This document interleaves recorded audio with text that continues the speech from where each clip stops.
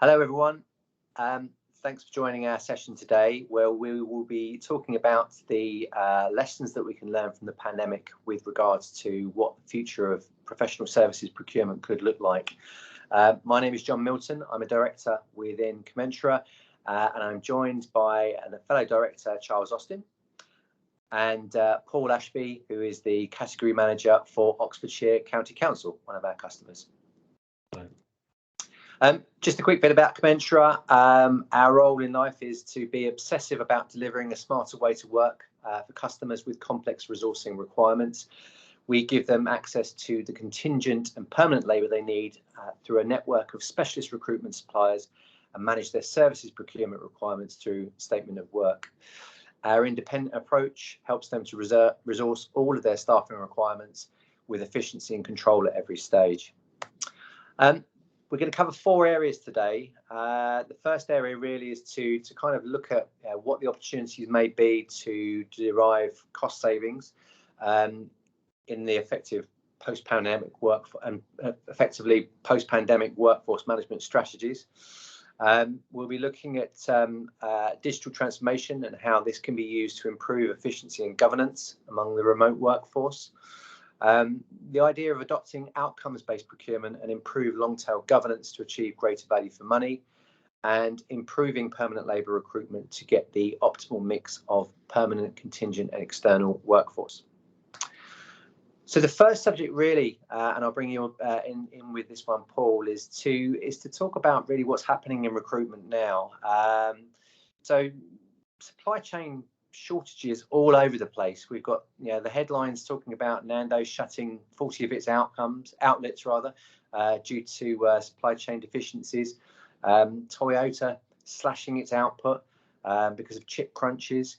We've got prisoners being brought in to plug the worker shortage in meat industry, and it just goes on really. So it's very clear that demand is outstripping supply, both in terms of materials and labour, and unless we can find quickly new ways of working, there's a real risk that costs will spiral. So I guess really, are there any opportunities for cost savings in this climate? I guess is where we're looking to establish.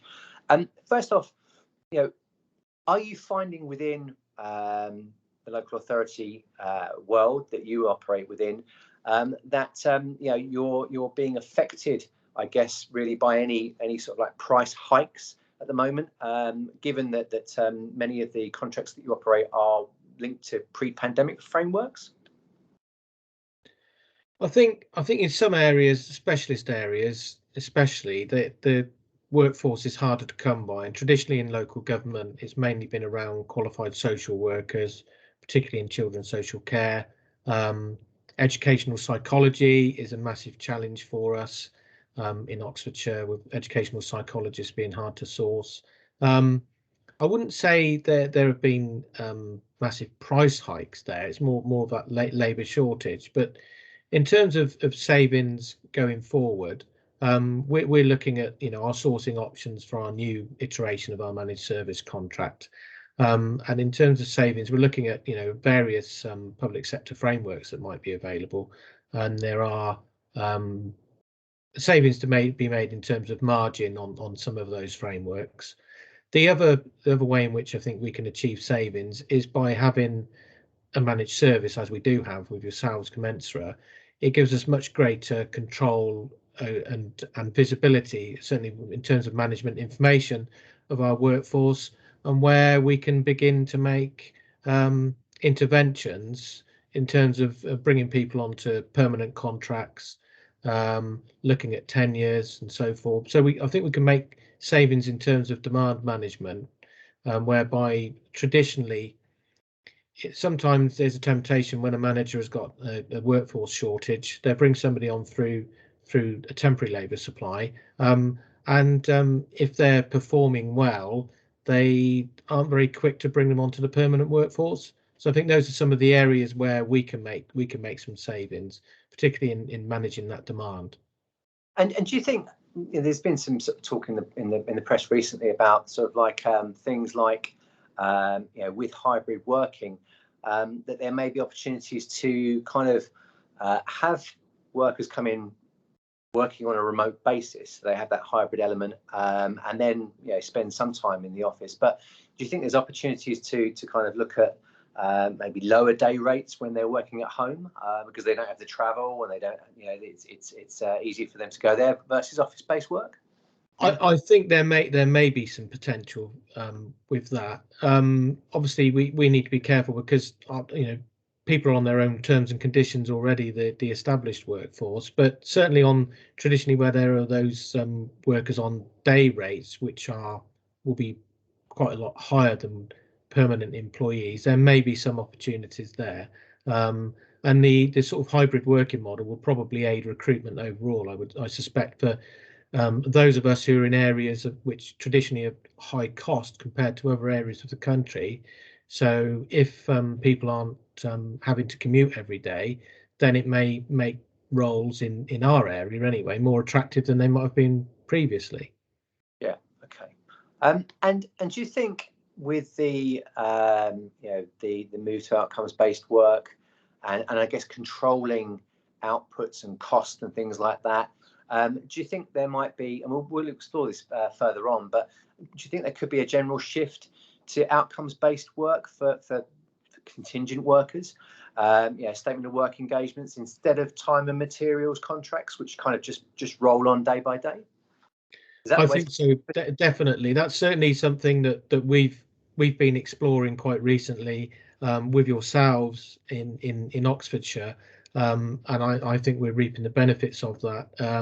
And it's going to take some time to get that embedded in behaviours within the organisation, so that managers think about what they're trying to achieve in a different way, rather than I've got a vacancy, I need to fill somebody, I'll accept this person's on these terms and have them come in every day, looking at the particular project or the piece of work that we're trying to fulfill, and also looking at opportunities where maybe you can bundle work packages together to effect a statement of works. And there are a number of examples that we've been looking at in Oxfordshire in a range of different disciplines, ranging from could be educational psychology, could be children's social work, through to engineering projects. So there are a wide range of options, and I think that there's going to be a general shift over the next few years away from traditional forms of contingent labour and overlapping into consultancy too. Thank you. Charles? That's an interesting thread to our conversation, actually, John and Paul, because I think certainly one of the things that we've observed in the last 18 months during the pandemic is that organisations have almost been press ganged into harnessing the power of digital transformation, essentially to enable them to, first of all, work remotely, but also I think the byproduct there is to improve efficiency and governance amongst the remote workforce, particularly the contingent workforce. So recent studies have shown that about sort of 70% of leaders have said that the social and economic disruption caused by COVID has meant that they've seen more digitalization of their services in the last 18 months than they have in the previous decade. Paul, just picking up on the thread of digital transformation, and it's interesting that you've already sort of pointed the finger at it's a behavioural issue. So we're acutely aware of the fact that our contingent workforce solution, and indeed our statement of work solution, is predicated and based on a technology platform. And I think most people are used to working with that sort of digital interface. But from a behavioural point of view, do you think there's more of a challenge within local authorities, particularly around statement of works, to say, hey, you may well have to think about how you're going to solve these issues more around statement of work and projects, rather than the knee-jerk reaction, which is just to hire in temporary headcount? Is that something you've seen within Oxfordshire as a council? I think so, yes. I mean, something that's facing us, along with many local authorities, or most local authorities across the country now, and as a consequence of COVID, is some quite challenging savings targets that we're having to face as an authority, and we're being pressed to identify areas where we can achieve savings. Now, in my area, I'm category manager for professional services. The obvious area for me is exactly looking at increasing our use of outcome-based placements rather than projects, rather than, as you say, let's knee-jerk and hire people in on, you know, whatever the day rate might be or an hourly rate and so forth. And then those people, you know, these things tend to drift. And I think that's an education piece that we need to do internally with our managers, so that they can understand that there's this option, that there is a digital tool that will aid them through that, a very intuitive tool, aid them through that process. Because if you start to speak to managers and you're making something sound rather complex, and they've got to jump through several hoops to be able to enable that, and they think that there might be some complicated templates internally within our organization they may need to go through, then sometimes that's perceived as a barrier.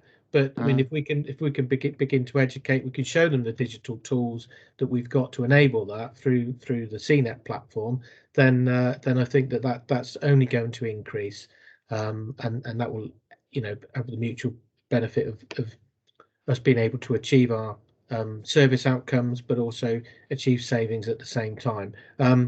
Now, the piece that's missing for me is that, you know, I need the knowledge of the market as to whether the market are going to be able to respond to that change from their sort of traditional model.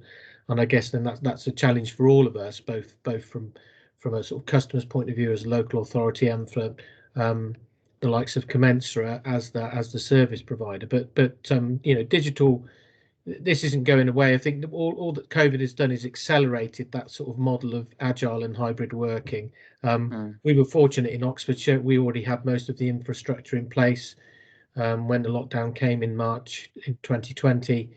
We were all working from laptops, and we had the background infrastructure to enable that. So we were more fortunate than some organisations, but where there was more of an impact, and we already had tools like Microsoft Teams enabled to do so. But there's still a massive investment going into other digital platforms, basically to enable us to continue as we are and to develop that going forward. It's interesting the points that you've made there, Paul, because one of the two of the sort of four-pillar mantra that we use for statement of works are visibility and control. And it's interesting that you feel that savings could easily now be derived, or efficiency savings and cost savings derived from having an ability to look at and control projects, whereas historically, without that digital platform, very difficult. Once you've procured a service, it's very difficult to track and monitor the success of that particular project. And equally, I think, whilst you can rely on technology, I think it's important to make sure that there's an interface between people, process and technology, because there are certainly a significant number of project and line managers in local authorities that get quite angsty around predicating their decision-making processes on technology platforms only. So we're absolutely aware that we need to support it with people and with processes to ensure that, you know, people adopt it as quickly as they can. So that's an interesting range of topics that we've explored in that particular part of our session. If I may, I'd like to move on, and there's a real catch between what we've just discussed, which is what I'd like to move on to, which is outcome-based procurement, and that has worked pretty much on us developing the statement of work platform and the council adopting it, which is making sure that whatever you procure has an output to it, and you can evaluate the output in terms of financial performance and the way in which you pay your suppliers. Is that something that's always been uppermost in the minds of the council, of Oxfordshire as a council, do you think, Paul? Yes, I think so. I mean that basically follows all the basic principles of good project management and good contract management. So I think that the statement of works platform enables sound project management as a tool, and it also enables sound contract management, because often that's where things can fall down, is that you go through a traditional procurement route that may be really efficient, it may be really compliant, you hand over the contract, and then how is the contract management managed? How is that going through? So with something like a statement of works platform, there's a direct link between the milestones and payments. It's not disentangled. So the manager is able to track that project, and it's only at the point that they're satisfied that that milestone has been met that would then trigger the payment. So there's more of a direct link, I think, than maybe some of the traditional methods or the P2P systems that we all employ. Do you think, just in terms of the impact that statement of work could have on people deciding as to whether or not they want to return to the workplace, and I think the two sort of marry quite nicely, is has the council sort of decided to adopt a policy in terms of encouraging people back into the workplace, or is it just a case of there is always going to be that flexibility around where people work and what they do, and there has to be an acknowledgement that that is going to have an impact on your ability to retain people, but also to attract new people into the council? Is that something, again, that's uppermost in the minds of the council at the moment? Well, it's all very topical at the moment, and there hasn't been this mass return to the office at Oxfordshire County Council, and that's not being encouraged as an organisation. But at the same time, services are being encouraged to return to the office where there's a need to do so. So if you've got to have that interaction with your team for team events and so forth, there needs to be a reason. What we don't want to do is have people conducting their day-to-day work, which might be, writing reports or working on emails and so forth, which they can do ably remotely, where there's not that need for that sort of direct interaction with others. So we are very much adopting a sort of an agile approach to it, and my own view is that our workplaces will transform more from office spaces to collaboration spaces.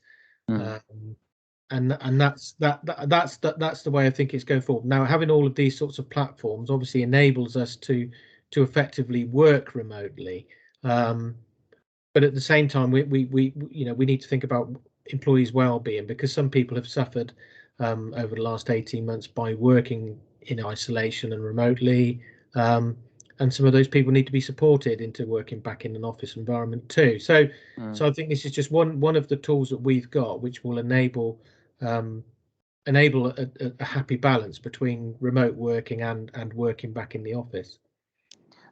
That's useful, and actually that leads quite nicely to the final topic that we want to explore with John, which is around getting that correct mix of permanent, contingent and external workforce marrying together within local authorities. So John, over to you on that particular topic. Yeah, thank you, Charles.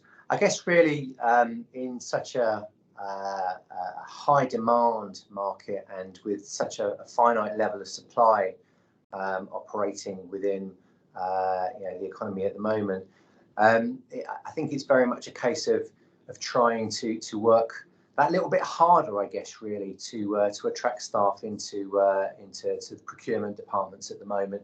I mean, how can local authorities maximise their appeal? Is that through amplifying their employer brands? Yes, I think so. I think we need to be more creative about talking about what makes us different as an employer, Oxfordshire County Council, and that might be your aims and objectives. So like, looking after the community, achieving a thriving economy and so forth. So I think it depends. That might help us to attract our more local workforce, and then there needs to be this. Obviously, if we formally adopt a hybrid or agile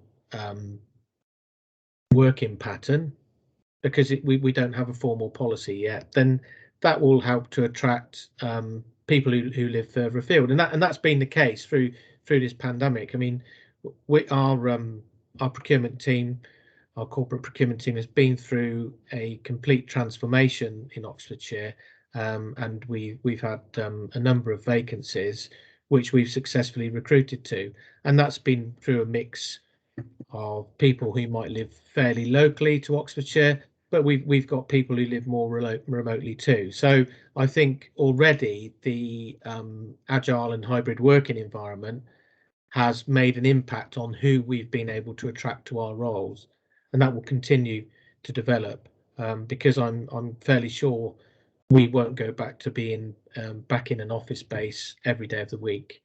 It's definitely going to be that hybrid and agile. I think it's, and I think it's what everyone wants, really. They want the option of being able to adopt that approach, and I guess there'll probably be other opportunities to bring new tactics into the mix in terms of how that may work. There's talk about operating 4-day weeks, but maintaining that because of productivity in terms of those levels. Just in terms of the process as well, and working that little bit harder to bring people through the door. Do you think there's a good opportunity for local authorities to streamline the way they bring on board permanent hires? Definitely, and I think one of the reasons why traditionally we may have had more a higher number of employees through with longer tenure on the temporary workforce than we might have liked is because our managers have found it easier to recruit through the contingent workforce rather than as permanent hires through our traditional system. So that definitely needs streamlining, whether you use something like the Comensura model as a pipeline for permanent recruitment. That could be an option rather than those traditional forms. So it's definitely something that we need to streamline, and I think that needs to be the way forward, because as an employee, from an employee's perspective, expectations are different these days. They don't want to fill in long application forms as part of the process. They don't want to go through lengthy vetting processes. They want all of that streamlined, because that's what you expect in your day-to-day life. Everything is done mobile on the go now through apps and so forth, and I think that's one of the digital transformations that needs to happen in the workplace, because from my own personal experience with the various systems I use, I find it frustrating that I can undertake certain activities as an individual outside of work that I can't do at work in the same way or as efficiently.